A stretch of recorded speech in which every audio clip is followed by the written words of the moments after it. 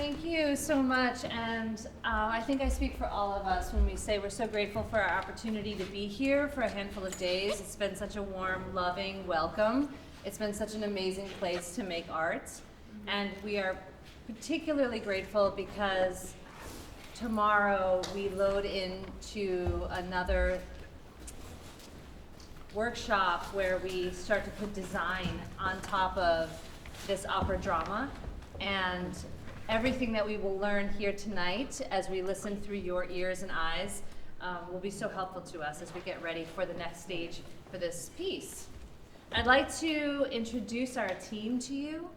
I first would love to start with the librettist, Winter Miller.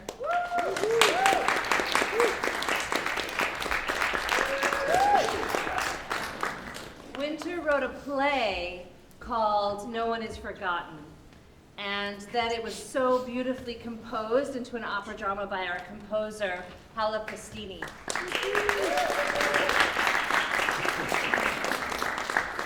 And then I'd like to introduce our music director, Mila Henry. I'm sorry, I always want to put a Spanish accent on it. I'm so sorry. The show will go on. Thank you, Mila. And then I would like to introduce you to our stage manager, Rose. Lisa. I got it right. Thank you. Rose, thank you. I'm so sorry. I don't want to mess it up. And then I'd like to introduce you to our performers, Jeff Zeigler, who is going to be performing on the cello. Eve Gigliotti, who's also our creative producer and the instigator of this entire piece, so we're so grateful. Ellen McLaughlin. Amelia Workman. And Brandie Inez Sutton.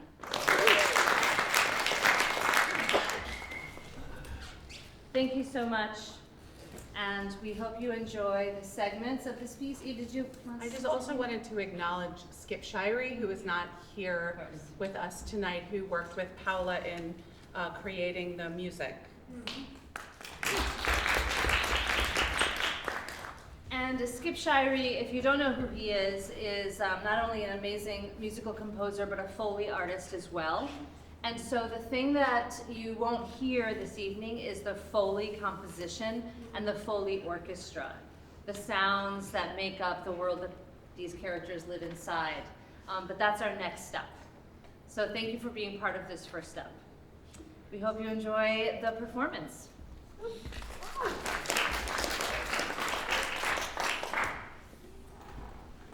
No One Is Forgotten, an opera drama. Lolly, an aid worker, and Bang, a journalist, are locked in a cell somewhere in the world. They have no idea where they are or how long they've been there. It's probably been 3 years, but they really don't know. They don't know if they're ever getting out or if anyone is still looking. They are kept in a small, bare room without windows or light. The floor is worn down linoleum. The walls are thick and dirty. The only exit is a banged-up steel door locked from the outside. At the base of the door is a transom that slides open to allow a bowl of food to be shoved in or removed. The cell is entirely empty except for a large plastic bucket for waste. There truly is nothing here at all. The women are barefoot and unclean, dressed in worn, flimsy cotton shifts.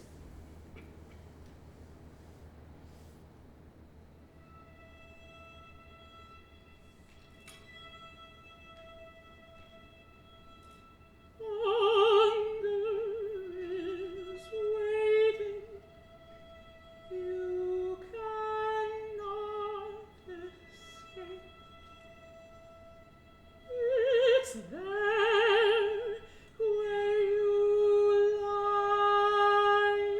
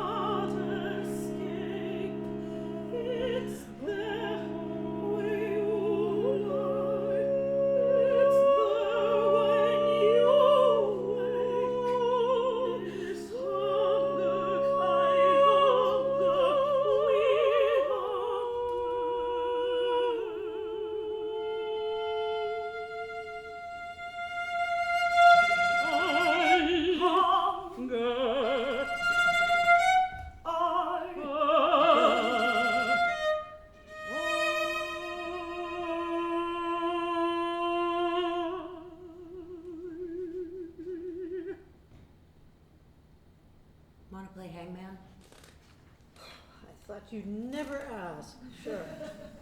4 letters. S, No. R, No. E, No. A, No. S-R-E-A, K, No. T, No. O, No. I, No. U. No. What the hell is this English? Yes. It has no vowels. You're the wordsmith. 1, 2, 3, 4 letters. Atrophy. You are 1 guess away from hanging. I'll add fingers. Y. Ooh. L. L, Good. X. X, Yes. P. Go P. D. V. D, V, H. Jesus, it's 4 letters and you have YLX. L, Y, and X. Don't pee while I'm thinking. You're already hung. I was adding fingernails. I. L. X. N. Links. You're hung, man. Lo siento, senora. You know what I was thinking about? Probably. When was androgyny replaced by non-binary? Oh, easy. 2017, January the 4th. 3:24 p.m. Ugh. What is that? Piece of crumbling floor. They've been derelict with renovations. When linoleum breaks down, isn't it carcinogenic? Ask Mrs. Google. What about a thick Turkish rug in here? That's what this cell is missing. A suggestion box. God, I had a stunning one in Morocco. Suggestion box. suggestion box. Hand woven azure and greens. Oh, the woman there before me, Emily, left it for me, so I left it for the next person. Human Rights Watch had such a good setup there. Well, I'm sure Amazon delivers a Amazon. to wherever the hell we are. You're gonna end your Bezos boycott? Bezos. Boycott. Okay, let's furnish this place. Top priority, replace shit bucket with a toilet. Let's get a futon couch bed and a flat screen. No TV. I had a girlfriend in college who ate, slept, and made love with the TV on. So I should suffer? Fine, I'll put it in my half. Do you seriously want halves? I was joking. I don't think you are. You want the transom half? No. Beep, boop, beep, boop, beep, boop. Hi. My roommate and I share a rectangular cell with an area of 2 women end to end wide, and length is about 3.5 women. No windows, real dingy floor. Sorry to interrupt, but ask if they do bespoke rugs. We'd like something that really pops the color of our peeled paint, shit-colored cement walls. I think it's more of an off-shit shade. This is why we need an interior decorator. Oh, wait, is it your arch? No, it's middle toe again. Is it that pinching thing? Like a vice. That's a cramp. Give me your foot. It's fine, it'll pass. It's fine. It will pass. You should be stretching more I frequently. stretch and I walk. Obviously, you see me. Your marathon regimen is not my thing. What you need is a banana. Great. You want me to run out and get you one? Oh no, I'm going to the store later, pick up a bunch of stuff. Oh, cool, cool. Can you bring me popovers? Nachos? I'm getting sausage, ice cream sandwiches, dates, soap, Pampers, what else? Pampers? If people stop by with a baby, it's nice to offer. Of course. Some cashews, too. We're out of TP and Q-tips. You want me to get nail polish? Yes, fish sticks frozen. OJ fresh with pulp. Oh, I'll get oranges and squeeze it fresh. You spoil us. Can't help it, can I? You care what sponge I get? Just get 2 colors so we know which is for countertops. Super tampons. Squid. Kittens. Should I just come with? No, relax, watch a movie. Bacon. Has to be organic. It's so expensive. Then don't get it at all. Microwave popcorn. Mrs. Dash. 2 pomegranates, if they have them. They will, definitely. The transom opens, a bottle of water and a bowl of mush are shoved in, and the transom bangs shut. Guac tartare is served. Salud. Water, please.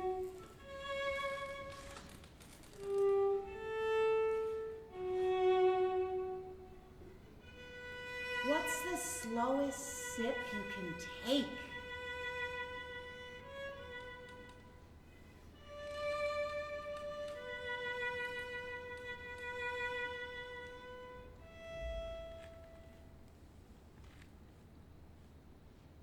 Close your eyes.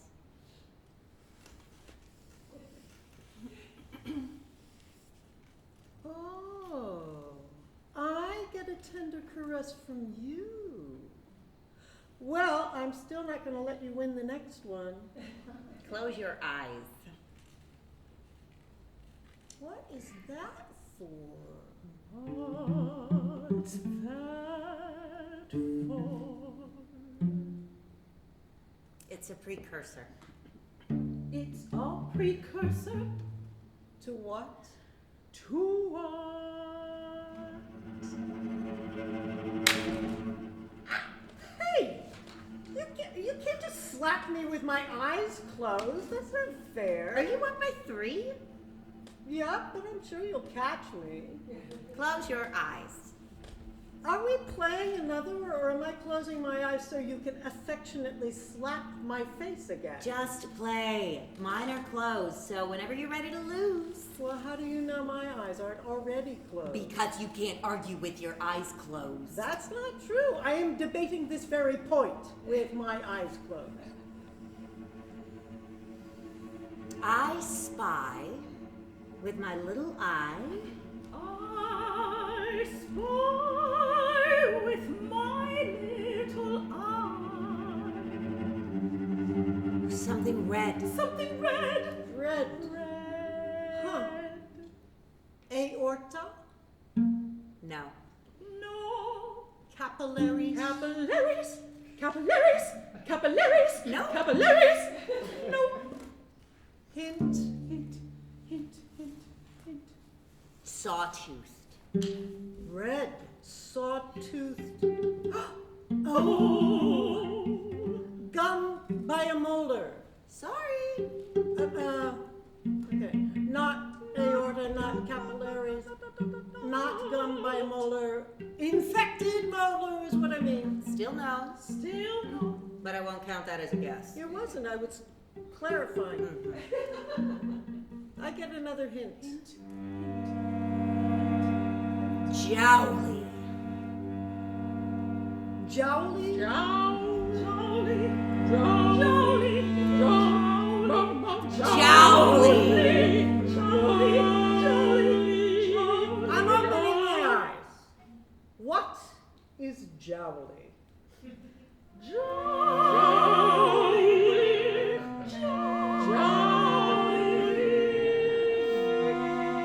Okay, it just looks like your cheek is full of marbles. Is it envy? Envy. Close. Oh, close. Shit. Kind of close. You can have one more guess.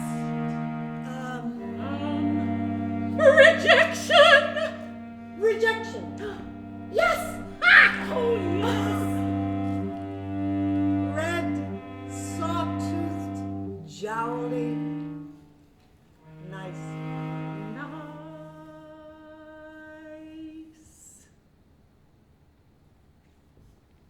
Can I put my head here? Mm-hmm. Is that comfortable?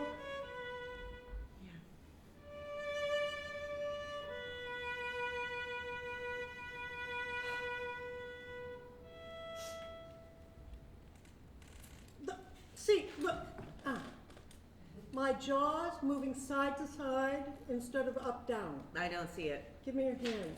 Not right now. Please, just feel that. I don't feel anything going sideways, but your face skin feels nice. It's all these spa treatments. Just say thanks. Thanks. You really thought I was aloof? You thought I was aloof. When we met, you said I was very nice on the flight because I gave you my neck pillow. That actually bothered you? I was surprised. I guess I'm not aloof.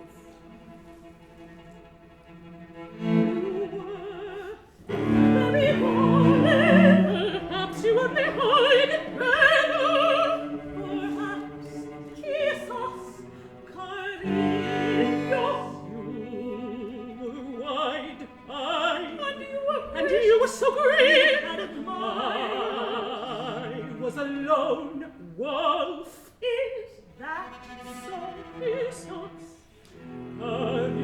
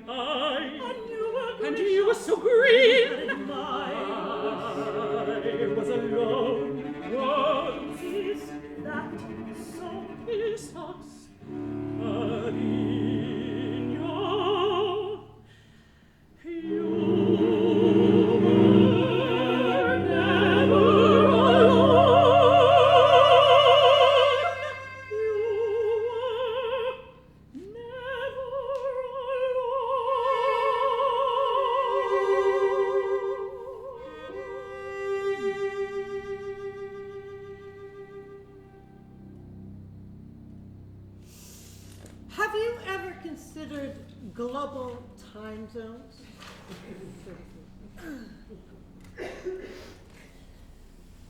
They're stupid. Yes. How are we all in agreement on something so completely illogical? Everything is stupid. Oh, so if I said, have you considered pancake sightings of religious figures? Stupid. Or gaucho pants? Stupid. Curling iron? You're stupid, I'm stupid. Okay. What I was referring to is all countries globally agree on basically nothing. We don't agree on international justice, crime, punishment, but we all collectively agree to use time zones. How did that come about? How is a country exactly 6 hours ahead of one place else and exactly 5 hours ahead of another place?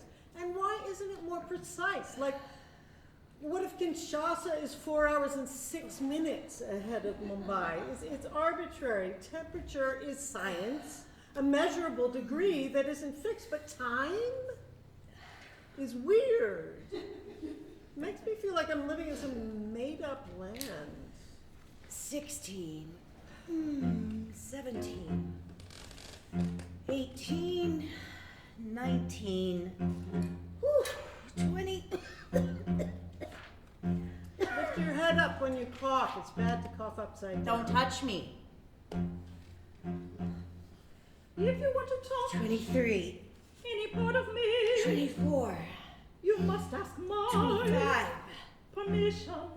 Listen, If you want to talk 27, any part of me, 28. you must ask mine. 29, Why? You must ask mine. 30, Why? You must ask mine. 31. Why? Permission. May. 32, Permission. 33, Permission. Touch your 34. Permission. Soul. No. Permission. 35. Permission. 36. Permission. Touch your 37, Hey! 38. I said, hey! What? Can I touch your drive. 39. Can I touch your ego? 40. Can I touch your sympathy? 41. Sympathy, sympathy, sympathy. Would you ever want to touch any part of 42. Can I touch you? Your neurosis. Piss off. Neurosis. Piss off. Can I touch you? Your monotony. Stop. Monotony. Stop. Monotony. Stop. Monotony. Monotony. Monotony. Monotony. Stop. Stop. Stop. Stop. Stop. Monotony. Stop. Stop. Stop. Stop. Stop. Stop. Stop. Stop. Ah! Hey. Shut up. Ow. Shut up.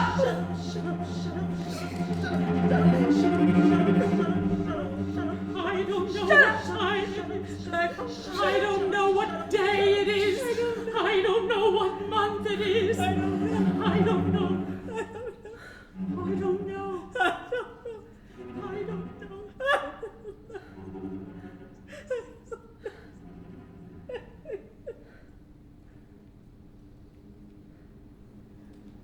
We now skip ahead, nearly to the end.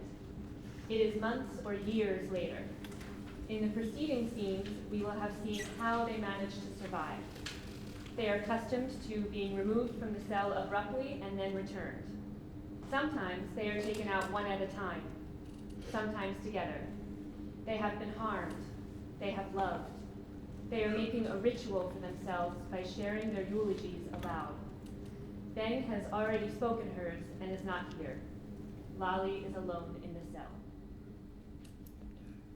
I wish goodness to people I have wronged. May they experience happiness and be free from all suffering. I wish goodness to my captors. May they experience happiness and be free from all suffering. I wish goodness to Will. May he experience happiness and be free from all suffering. I wish goodness to Bang. May she experience happiness and be free from all suffering. I wish goodness to myself. May I experience happiness and be free from all suffering. I can do this. Nicole Elena Miller lived a too brief life. She's a good person. She tried to be generous. She was a really loyal friend. She wanted to save lives. Leave the world better than how she found it, always. She liked to be far from home. She was a wanderer, a nomad. She's survived by a really loving family. Her father, mother, 2 brothers, and older sister, 3 aunts, 4 uncles, 12 cousins, 5 nieces, and 2 nephews, maybe more. She leaves behind a husband, Will.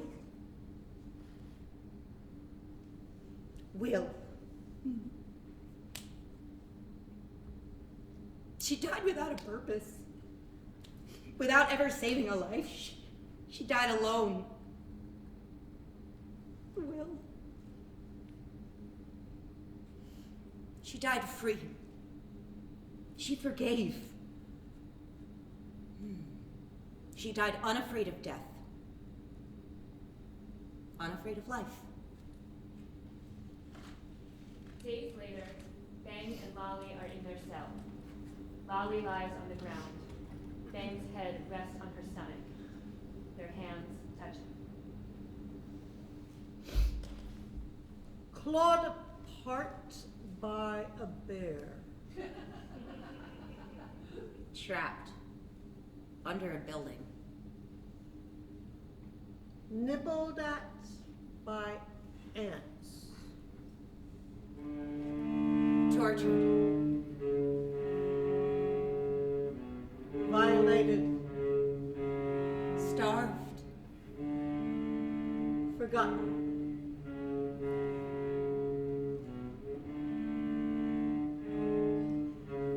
Tortured, violated, starved, forgotten. Tortured, violated, starved, forgotten. Tortured, violated, starved, forgotten. Tortured, violated, starved, forgotten. Tortured, violated, starved, violated,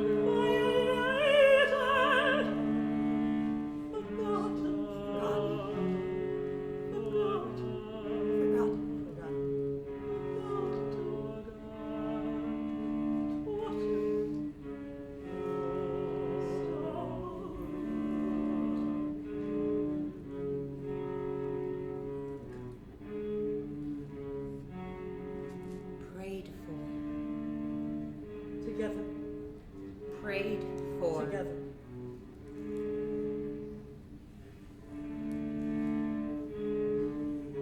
Pray for together, pray for together, pray for together, pray for together, pray for together, pray for together.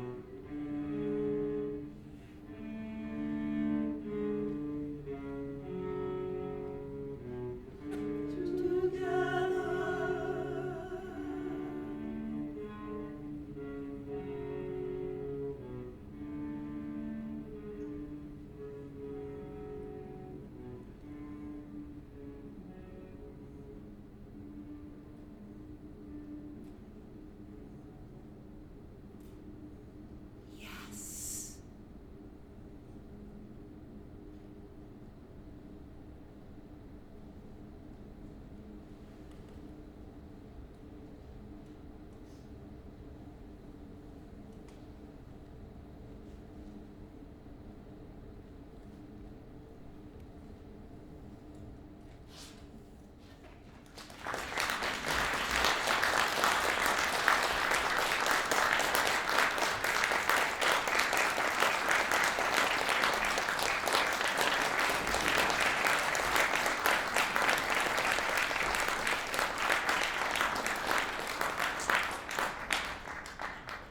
I want to talk a little bit about the origin, the genesis of the piece.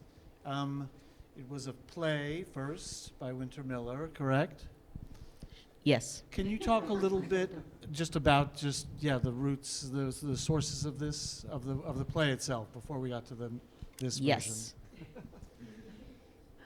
I threatened you if you gave me single word answers.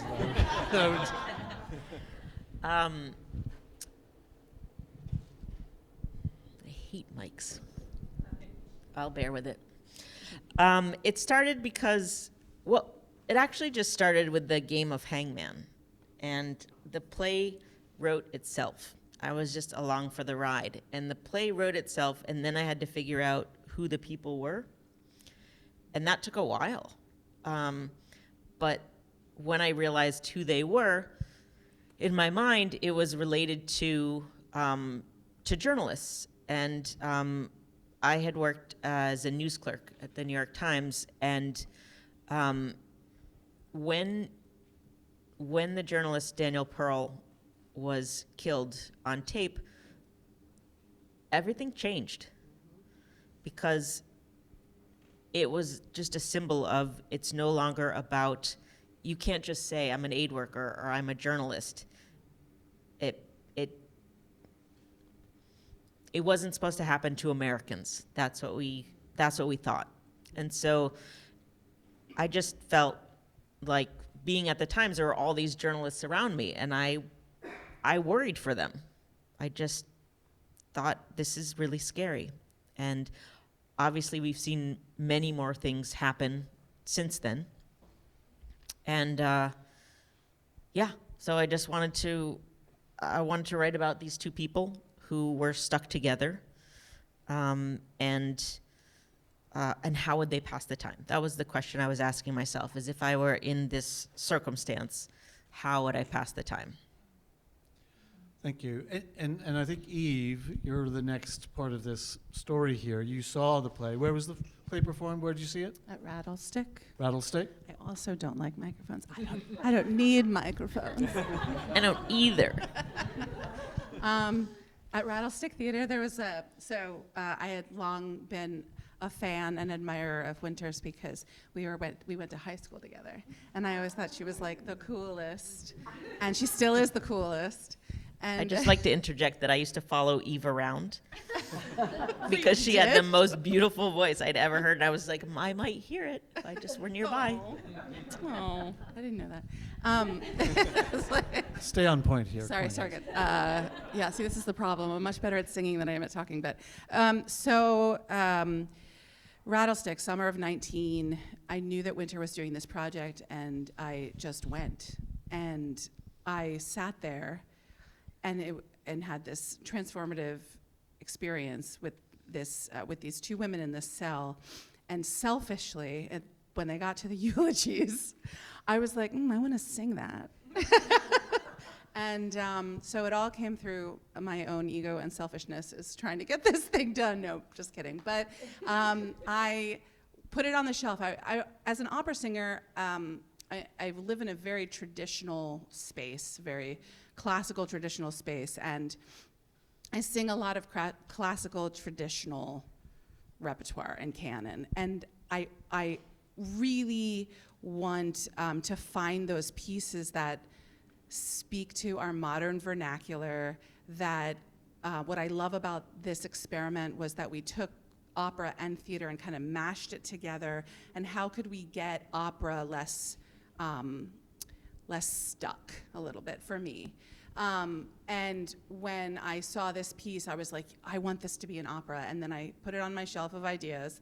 And then the pandemic hit like 6 months later.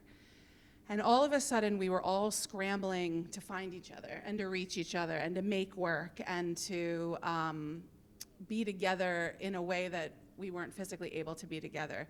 And I was in Albuquerque at my in-laws' house taking shelter, and I called Winter, and I was like, can we do this thing? And I called Paola. Paola and I have collaborated on multiple projects, and again, like, huge fan of Paola's work, and I put us together, and it started growing from there. Great. Paola, can you talk a little bit about that, the genesis of that? Absolutely. This was born obviously in the pandemic, and so a lot of it was creating with people that we trusted. And I think that, obviously Jeff, I brought in immediately, obviously my husband, I get to be married to an incredible cellist. And Sxip Shirey, who I just want to say I created the music with, I knew had the capacity to bring the sound world to another place. And so that's really how we began. We began slowly aggregating souls that could help us tell this brilliant story by Winter. I love theater, and I love the theater of opera. So the capacity to put those two things together felt just very exciting. And then I think also Eve's idea to have the kind of psychology of the characters be the operatic voice, I thought was just brilliant. So, I guess the last thing I'll say is just I care a lot about the way that music can really bring about attention to social impact, and this felt like the perfect project to dive into. Beautiful. And you guys were still separate, and you started to compose, and did you share separately the beginnings of the work, Do you wanna or? start? Yeah. I shared my play with them. Yes, you did.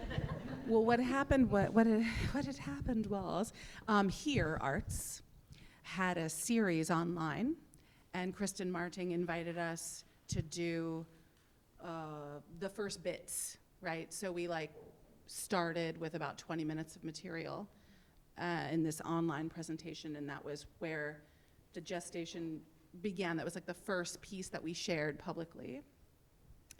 And then Dallas Opera and Lexicon Classics and myself co-commissioned a full album, because the idea is that this is really, it leans heavily on sound and reaching people through aural textures and happenings and voice and Foley and cello, and not relying heavily on visual, as in the radio play. Mm-hmm. And that kind of came hand in hand with the circumstances that we were in, and what tools we had to use to be able to reach people. Things were online, we didn't want to do a video, we didn't want to do a Zoom opera, so we leaned on this kind of audible way of reaching each other. And so we created it as a concept album, and now this next iteration is putting it into a live opera theater experience. Great. And when you created the piece for the Dallas Opera Theater, Dallas Opera, were you still separate, or were you getting together to make those recordings? And No, I mean, I think at that point was the first time that we all came together at National Sawdust, and we began to, very cautiously, obviously, because it was still the pandemic, we began to, and we rehearsed here. That's right. Yeah. Paola's the co-artistic director of National Sawdust, which is a beautiful space and organization, creating this kind of work, right? I guess being in person, did that change things? I mean, at Winter, let me ask you, did this arrival of these other collaborators, did this surprise, deepen your experience of the work? Yeah. I mean, it was amazing to be on a team. Yeah. I don't get that team sense as a playwright, and until we're, in rehearsal. And for the creation of this, it felt like a team from the very start. And every time they talked about the play, it was with so much love and respect. And I really felt like I don't know opera, so I'm just glad to be along for the ride. And I A had lot of love and respect in opera, so this this is pretty unique, actually. I mean, opera is not known to be a very collaborative. Sorry, should I not say that? It's true. Opera is not a very collaborative and a very free space. So traditionally, it's not made in that way. Yeah, in the so- way that we made this. exactly. So I think What? it should be, exactly. And I think the fact that we have a singer, I mean, this is very rare to have a singer as a co-producer. Someone who's really pushing something out into the world. I mean, Eve's on the Met stage all the time, and in her spare time, she's producing new work, commissioning new work, and commissioning the kind of work she wants to see. And I think that's actually spectacular and incredible. Good job. I guess this is a question for, anyone here, just about the things that music and singing can do that language sometimes struggles with or can't, or How did that, I don't know, feel, manifest? I mean, there's nothing more than music. Like it reaches in. Like, yes, words are important, but sound, like it'll reach your heart instantly. You don't have to know what is happening. You just hear that sound and like, you know, for me, the cello is like, it's the heart, it's love. But with them singing, like, I can join them immediately. And with a play, you gotta earn that. You gotta work up to that. And so I just think that, like, the pure beauty of like a round sound is extraordinary. And so, you know, I like the play that I made, but I really like this iteration. I really like getting to see what they're doing, and it's like, for me, it's life sustaining. The actors, what is it like to have those voices there? Have you done work like this before, or? I've done plays with music before, a lot, in musicals, I guess, and this before. And I think one thing I was just thinking about, I've done plays too where I am actually not talented enough to play an instrument, but I have pretended to play instruments. And there's a vibration that starts happening between you and the thing that is just really profound, kind of. And when you work with singers like this, also my experience is that the power behind their vibration can cut right through your body in a way that, as you're saying, a play needs to work so much harder to earn the right to get inside of you. And there's something about that shaking vibrational thing that will start shaking you. And you don't have armor for it, kind of. And kind of as Winter was saying, you can feel it before you understand it. Then your brain has to do all this work to figure out what you're feeling, but you're already in it. And so it's faster. It's like a faster bridge, a magic bridge to the place where we can all be together in the palm of something, like together. And so it's a gift and an aid, I think, in a piece like this also, where it's like your body keeps trying to protect you from thinking about what this actually is and what our circumstances are. You can't, oh, I don't really want to look at this thing, when we have these singers and this cellist and all of this beautiful music that is reaching into your chest and making you feel it, before you can say, oh, well, that, not me, not in America, or not, whatever your things are. Because we've all got these walls built up so that we can walk around every day and live, right? But that's the beautiful thing about a theater. You come into it and we give you a moment to leave all that behind and be in it. So, yeah. Together. Yeah. Yeah, I mean, as a playwright, I'd also do that. There's this way in which you're always writing a subtext. The subtext is always fueling. It's what they're not saying that's fueling the engine of the play. And here there's so much, the situation is such that there is so much we cannot talk about that is fueling this experience, but we cannot talk about it. And the emotional thing that we are riding on at all times, and to have it be, to be expressed musically, that moves. It is this extraordinary feeling as an actor where it's like you've got the wind blowing at your back and moving you. You're riding something that is this beautiful music, this beautiful sound. You are doing it with the other person, and they are providing the thing that actually makes the scene happen between us. It's really interesting. It's a great experience. Great. I want to ask a question about, inspired, I guess, by Winter saying that the play, or at least the play is at least in part a response to a reality involving Daniel Pearl and others.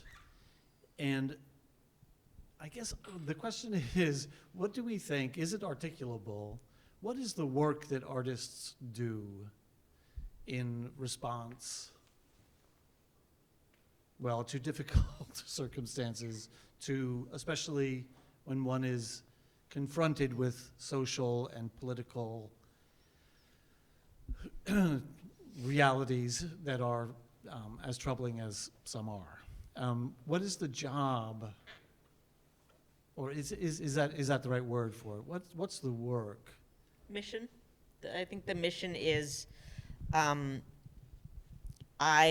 am trying to break your heart. That's all I'm trying to do. And then I'll try to put it back together. But it's also on you to put it back together. But I want you to see what of you is in these people. And I want you to wrestle with the things that, I don't know, you can't talk about or are too much. And in that place, I want you to feel not alone.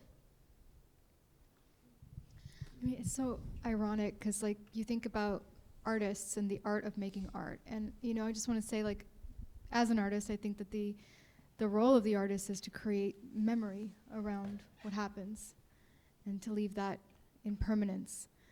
But the reality is that, I mean, we all know that to be an artist today is nearly impossible. That's heartbreaking to me. And so I think there's also an art around the context building of what it means to be able to live in a society where you get to come and see art. And that's also, I think, art is how do you make space? How do you gather? How do you talk to each other? How do you hear each other? How do you support your local artists? Because that's what creates the freedom that we're living in. The ability to talk about things, to express ourselves, to enjoy. So anyway, I think there's two sides to that. Mm-hmm. And I feel that, I guess, ever more deeply because it's getting harder and harder to be an artist. Singers you want to talk about? Yeah. What's the work? I think also as an artist, I know for me, this is a question that I sometimes have to sit with at home. What is the mission? What more can I do than just sing a song about what's going on? And I think about artists before me that I looked up to, like Paul Robeson and Nina Simone, that took the front lines and did more than just make art and sing and entertain. They volunteered, they spoke, they did, whatever else. So it wasn't just stopping at making art. And when you think about who they were such influencers of their time, and people almost gravitated to any word they said, any note they played or sang. It's like, I want to do that because they're singing that, and it touched me in a way. And I think that artists have a huge influence on society because sometimes there may be people who don't know which way to sway or what to do, but they hear a song, a note sung, a chord that is played that is my 13-year-old said to me the other day when I played him a piece of an African-American requiem, a piece I just did recently, he was like, who wrote this? Every song you play for me makes me want to levitate. 13. So, there's so much that could be said in a chord that is played. So I think just being a part of this project, I'm so glad I'm a new face to the project. And at first, I have to confess, when I heard it, I was like, what did I say yes to? We had some talks. But once I got into the music, it was some gorgeous lines that I was learning. And the play itself was brilliant. There are some things I have to listen to on repeat to learn them, and I'm like, oh, no more of this. I never felt that with this piece. Great. One thing that I felt tonight, listening and watching, was the work that was being done was helping me imagine somebody, an individual, and remember the reality of people in this situation and people who are isolated and people who are potentially entirely forgotten. And that felt very powerfully achieved for me, because for myself, part of my experience of the last, how many years is it now? But of recent history has been about shutting myself off, shutting that imagination off, right? Just saying I can't, right? And we have to though, and this makes it possible, I think. This work like this makes it possible, so thank you for that. I forgot something. Please, Just that once I realized who the characters were, what I wanted to do was to have like a clarion call of, hey, everybody, without a free press, we are not free. And that the numbers of journalists and papers, that all of that was shrinking. And at the time that I wrote it, the US was the most dangerous place. It was third for journalists. And it, obviously that changes all the time, but I did want people to like pay attention to journalists and support that, and also for people to wake up and be like, we're gonna lose our freedoms. The more we lose our press, the more we lose everything.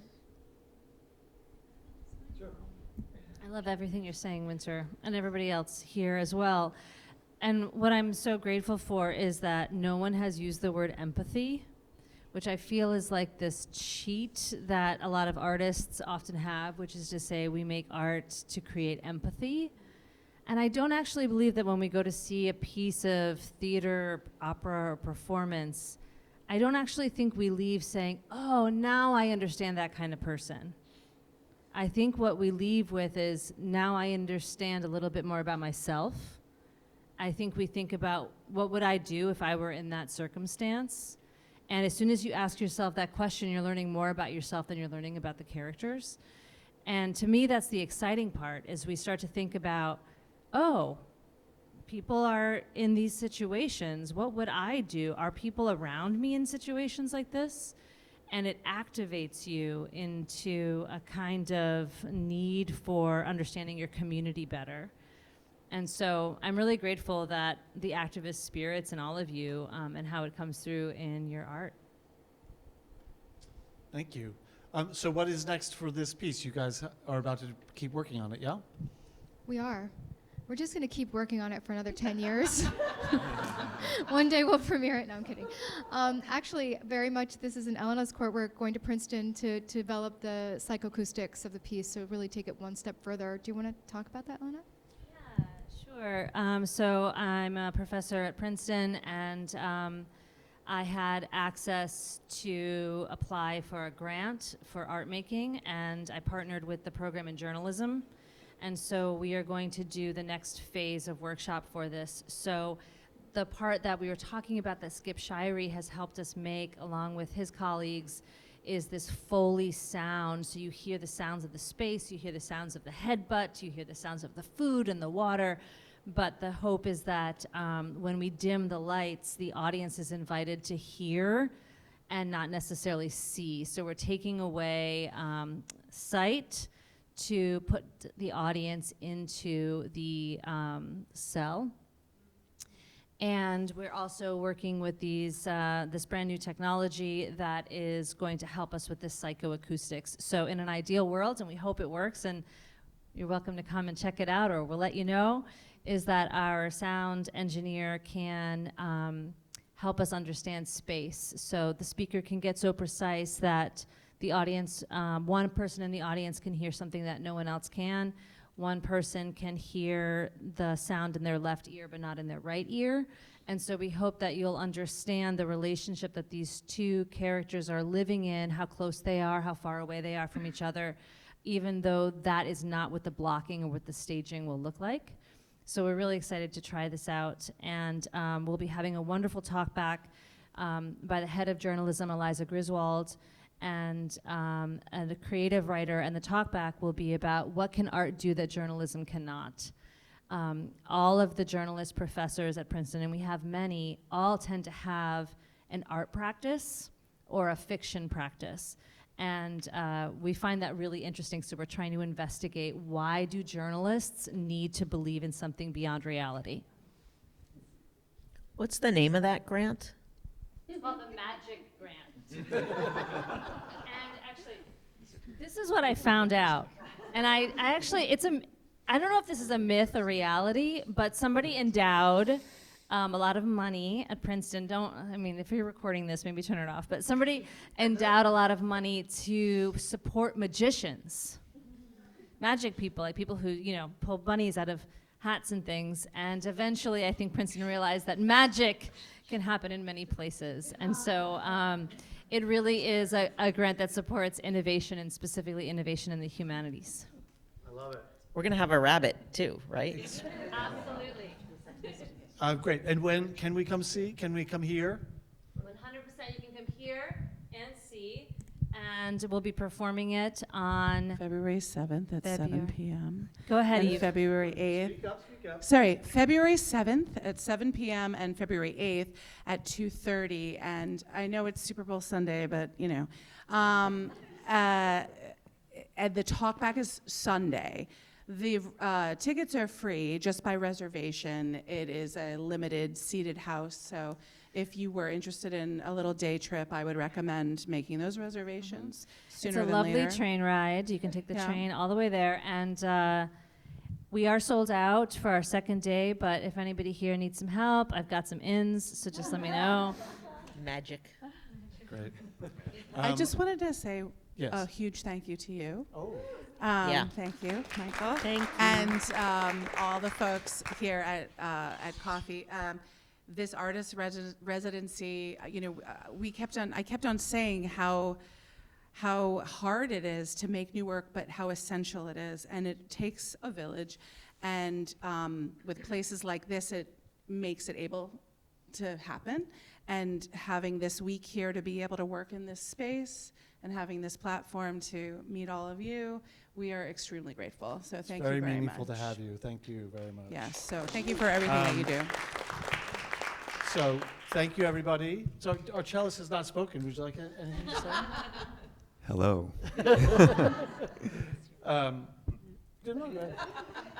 I was actually just going to add one note when you were saying how long it's been since the news has been very difficult, more difficult to read than we would all like. It's been 10 years. Yeah. Yeah, actually 11 years since the Golden Escalator. Okay, we can't end with that. Anyways, there's drinks over there. Please stay, ask your questions. We'll be around. Winter? Speaking of magic, if y'all know any rich people, Sure. we do want to do this. And people have put so much work into, and particularly Eve, into getting us here. And we need to get the rest of the way. And, so if you see any rich people, mug them Great. nicely. That's where we'll end it. Thank you very much. Thanks, guys.